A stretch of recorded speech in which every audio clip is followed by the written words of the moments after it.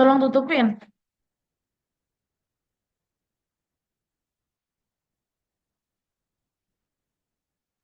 Bismillahirrahmanirrahim. Assalamualaikum warahmatullahi wabarakatuh.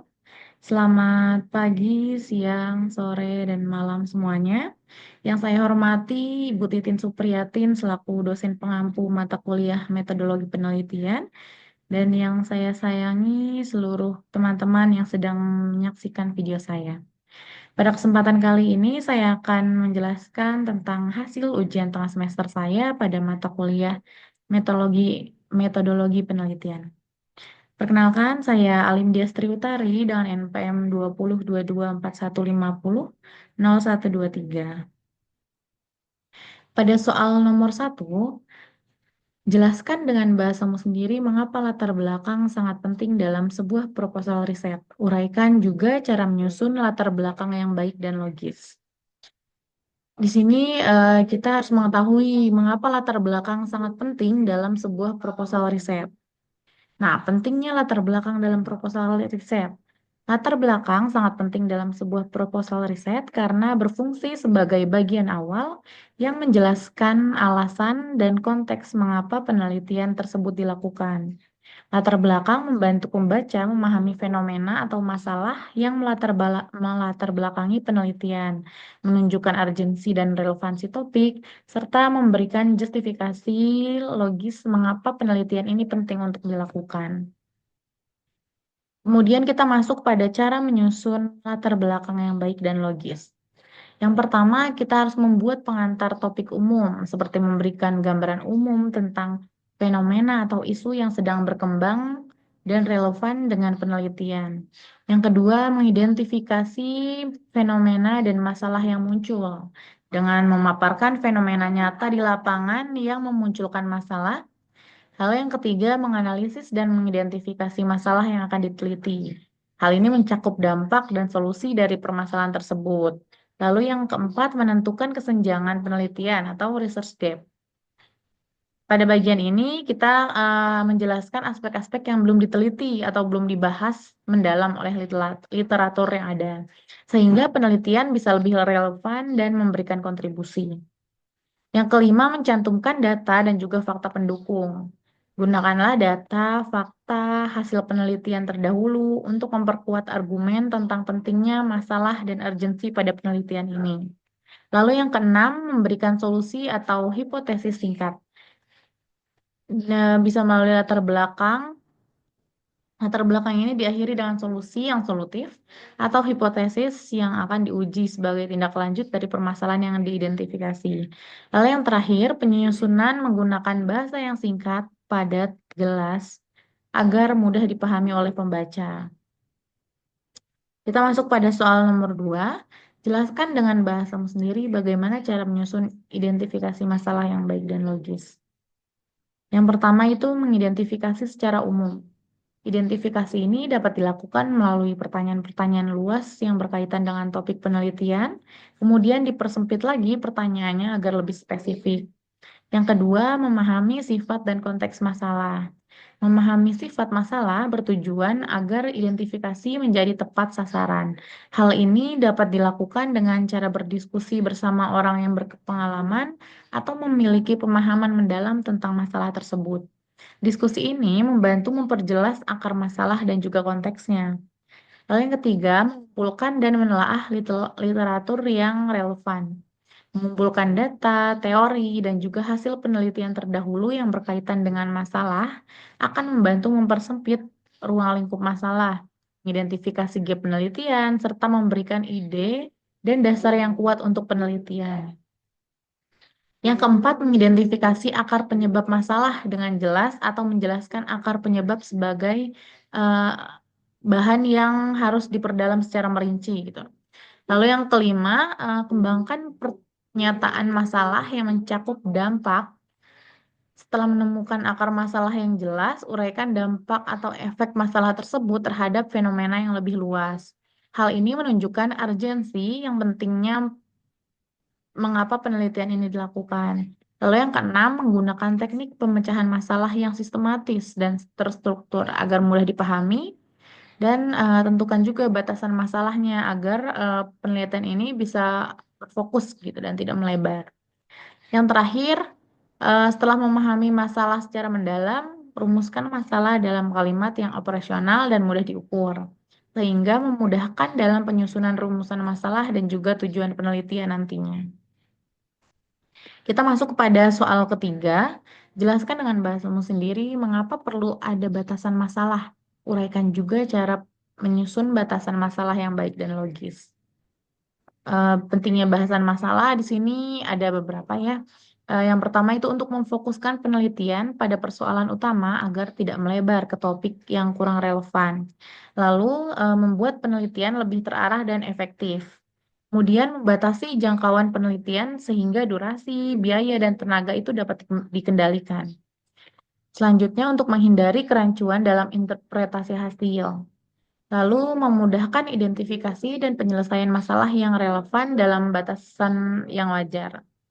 Lalu memberikan gambaran jelas kepada pembaca tentang aspek yang dibahas, termasuk proses memperolehnya, terus data-datanya, dan juga metode yang digunakan. Kita masuk pada cara menyusun batasan masalahnya. Yang pertama itu kita harus menentukan variabel utama pada judulnya, menentukan variabel X dan juga variabel Y. Lalu yang kedua, identifikasi dan klasifikasi masalah. Hal ini mencakup aspek yang akan diteliti sesuai dengan tujuan dan kemampuan peneliti. Yang ketiga, menentukan parameter penelitian. Hal ini mencakup waktu, lokasi, subjek, variabel, metode penelitian, serta teori untuk membatasi ruang lingkup yang jelas.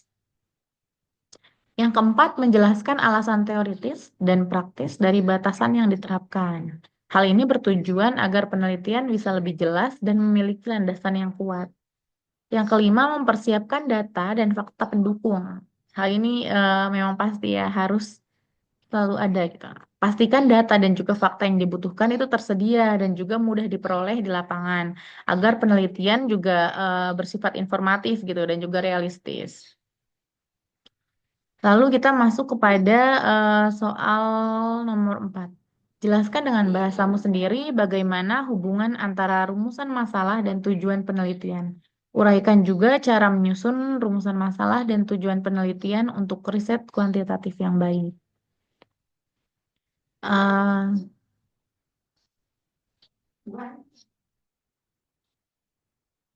Sebentar. Oh, rumusan masalah yang baik. Sebentar.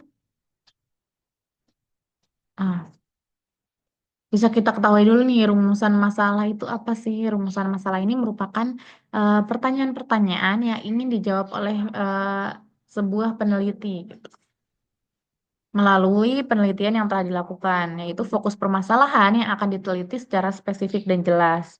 Sedangkan tujuan penelitian sendiri itu merupakan pernyataan yang menunjukkan hasil atau jawaban yang ingin dicapai dari penelitian tersebut, yang secara langsung menjawab rumusan masalah yang telah dirumuskan.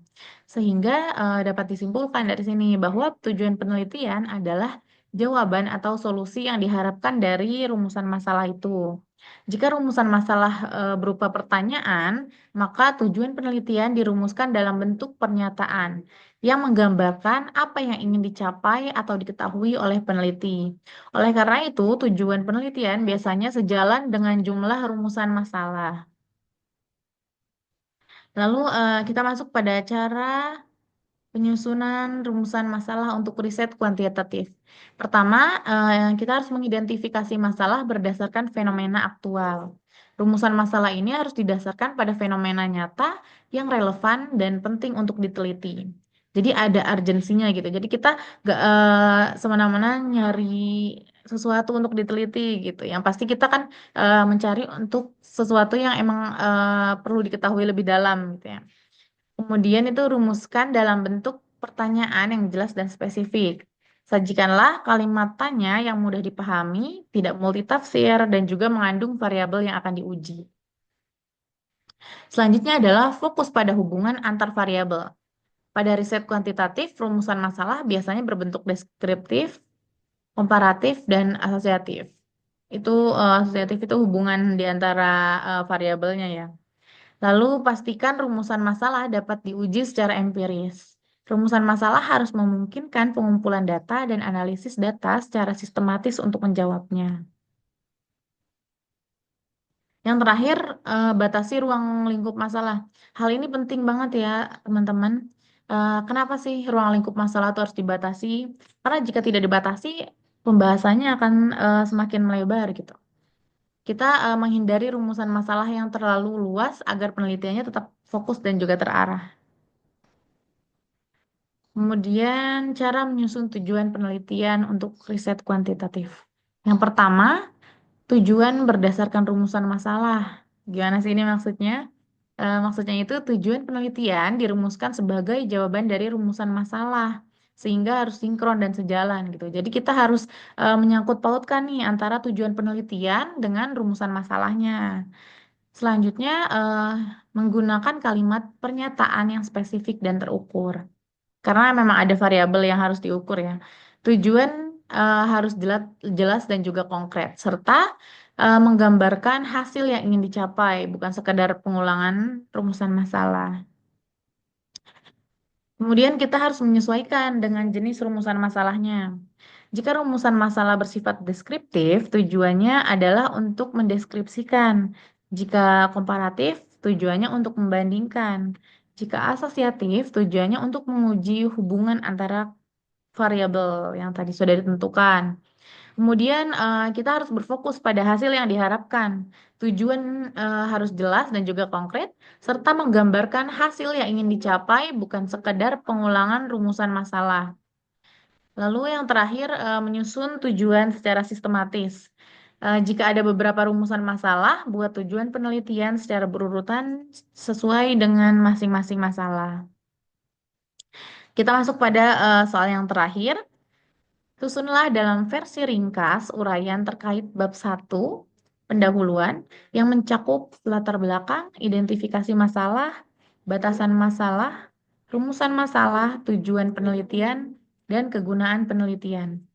Judul yang dipilih adalah pengaruh implementasi guided discovery learning terhadap kemampuan berpikir kreatif biologi. Kita masuk pada latar belakang ya. Kemampuan berpikir kreatif merupakan salah satu kompetensi penting dalam pembelajaran biologi karena memungkinkan siswa untuk mengembangkan ide-ide baru, memecahkan masalah, dan memahami konsep secara mendalam. Namun kenyataannya, pembelajaran biologi di sekolah seringkali masih berfokus pada hafalan dan pengetahuan yang faktual, sehingga siswa kurang terlatih untuk berpikir kreatif dan juga aktif dalam menemukan solusi atas permasalahan-permasalahannya pada pembelajaran biologi itu. Model pembelajaran Guided Discovery Learning atau bisa kita singkat dengan GDL, hadir sebagai salah satu alternatif inovatif untuk mengatasi permasalahan tersebut. Dalam model pembelajaran ini, siswa didorong untuk untuk mengeksplorasi, aktif untuk melakukan eksperimen, dan juga menemukan konsep-konsep biologi secara mandiri dengan bimbingan guru tentunya. Hasil penelitian menunjukkan bahwa penerapan guided discovery learning dapat meningkatkan kemampuan berpikir kreatif siswa karena mereka terlibat langsung dalam proses pembelajarannya. Mereka melakukan investigasi dan juga merancang eksperimennya sendiri. Siswa menjadi lebih aktif, tidak mudah bosan, serta mampu mengembangkan keterampilan berpikir divergen seperti kelancaran dan juga keluasan dalam menghasilkan ide-ide baru. Penelitian Nagrini pada 2018 membuktikan bahwa penggunaan guided discovery berbasis lingkungan secara signifikan meningkatkan kemampuan berpikir kreatif siswa biologi dibandingkan model konvensional. Siswa yang belajar dengan model ini lebih mampu mengembangkan ide-ide kreatif karena terlibat langsung dalam praktikum dan pemecahan masalah nyata di lingkungan mereka. Selain itu, tinjauan literatur oleh Cici Anugrah dan kawan-kawan pada tahun 2025 juga menegaskan bahwa discovery learning secara umum berkontribusi besar terhadap peningkatan keterampilan berpikir kreatif dan motivasi belajar siswa biologi menjadi meningkat. Nah, dengan demikian, penerapan guided discovery learning sangat relevan untuk meningkatkan kualitas pembelajaran biologi, khususnya dalam mengasah kemampuan berpikir kreatif siswa agar mereka mampu menghadapi tantangan dan juga perubahan di era modern. Kemudian kita masuk pada identifikasi masalahnya. Yang pertama, siswa masih cenderung pasif pada dalam pembelajaran biologi dan kurang terlibat aktif dalam proses penemuan konsep. Yang kedua, proses pembelajaran lebih banyak berpusat pada guru sehingga siswa jarang diberi kesempatan untuk mengembangkan ide-ide kreatif. Yang ketiga, kemampuan berpikir kreatif siswa dalam mata pelajaran biologi masih rendah, terlihat dari kurangnya variasi dan orisinalitas solusi yang diajukan siswa saat menyelesaikan masalah. Yang keempat, model pembelajaran konvensional yang digunakan belum mampu ternyata untuk mendorong siswa untuk berpikir secara divergen dan inovatif. Kemudian kita masuk kepada batasan masalah. Yang pertama, penelitian hanya difokuskan pada pengaruh implementasi guided discovery learning terhadap kemampuan berpikir kreatif siswa. Yang kedua, subjek penelitian adalah siswa pada mata pelajaran biologi tingkat SMA. Yang ketiga, aspek kemampuan berpikir kreatif yang dikaji itu meliputi kelancaran, keluasan, orisinalitas, dan juga elaborasi. Yang keempat, penelitian tidak membahas faktor lain di luar guided discovery learning yang dapat mempengaruhi kemampuan berpikir kreatif siswa. Kita masuk pada rumusan masalah. Yang pertama, apakah terdapat pengaruh implementasi guided discovery learning terhadap kemampuan berpikir kreatif siswa pada pembelajaran biologi? Yang kedua, bagaimana perbandingan kemampuan berpikir kreatif siswa sebelum dan juga sesudah diterapkannya metode guided discovery learning dalam pembelajaran biologi. Dan yang ketiga, aspek berpikir kreatif apa saja yang paling berkembang setelah penerapan guided discovery learning ini diterapkan pada seluruh siswa biologi tersebut. Tujuan penelitiannya yang pertama untuk mengetahui pengaruh implementasi model pembelajaran guided discovery learning terhadap kemampuan berpikir kreatif siswa pada pembelajaran biologi. Yang kedua, menganalisis peningkatan aspek-aspek berpikir kreatif siswa seperti kelancaran, keluasan, orisinalitas, dan juga elaborasi setelah penerapan guided discovery learning. Yang ketiga, memberikan bukti empiris bahwa guided discovery learning ini efektif dalam meningkatkan keterlibatan dan juga kreativitas siswa selama proses pembelajaran biologi itu berlangsung. Kita masuk pada kegunaan penelitian. Yang pertama, bagi siswa itu dapat meningkatkan kemampuan berpikir kreatif mereka, sehingga siswa lebih aktif dan juga inovatif dalam memahami konsep biologi, serta dapat dengan mudah memecahkan masalah secara mandiri. Yang kedua, ini bagi guru, itu memberikan referensi dan motivasi untuk mengembangkan dan menerapkan model pembelajaran guided discovery learning dalam pembelajaran biologi guna meningkatkan kreativitas dan aktivitas belajar siswa. Yang ketiga, bagi institusi sekolah, itu menjadi bahan masukan dalam mengembangkan proses pembelajaran yang inovatif dan juga efektif sehingga dapat meningkatkan kualitas sumber daya manusia dan juga mutu dari lulusan-lulusan sekolah tersebut. Yang keempat ini bagi peneliti selanjutnya. Eh, Penelitian ini bisa menjadi dasar kajian dan juga referensi untuk penelitian lebih lanjut terkait penerapan model pembelajaran inovatif dalam meningkatkan kemampuan berpikir kreatif siswa. Sekian, terima kasih buat seluruhnya yang sudah menyimak. Semoga kurang lebihnya dapat bermanfaat. Wassalamualaikum warahmatullahi wabarakatuh.